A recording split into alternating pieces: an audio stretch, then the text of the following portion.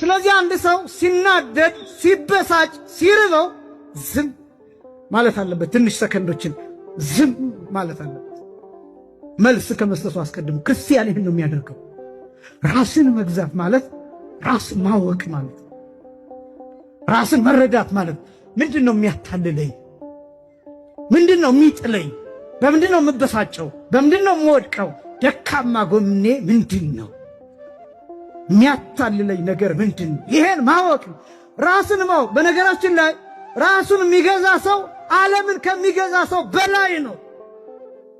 ዓለም ላይ የምናያቸው ጦርነቶች ራሳቸውን መግዛት በማይችሉ ሰዎች የሚፈጠሩ ነጠብጣቦች በጣም ብዙ ሲሆኑ የዓለም ጦርነት ይሆናል። የኛ ሊቃውንት እንዲህ ይላል፣ በአንድ ሰው ውስጥ ክፉ ሐሳብና በጎ ሐሳብ የሚባሉ አሉ። ይሄ ክፉ ሐሳብና በጎ ሐሳብ ሁለቱ ይከራከራሉ።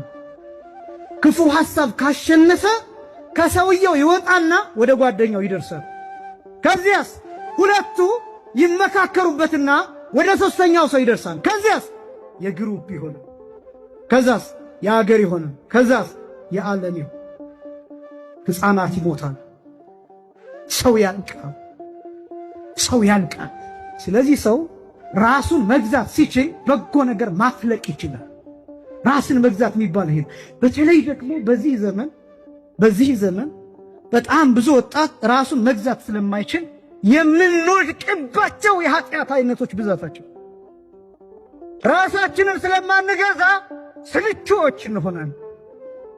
ራሳችንን እንዳንገዛ ያደረገን ደግሞ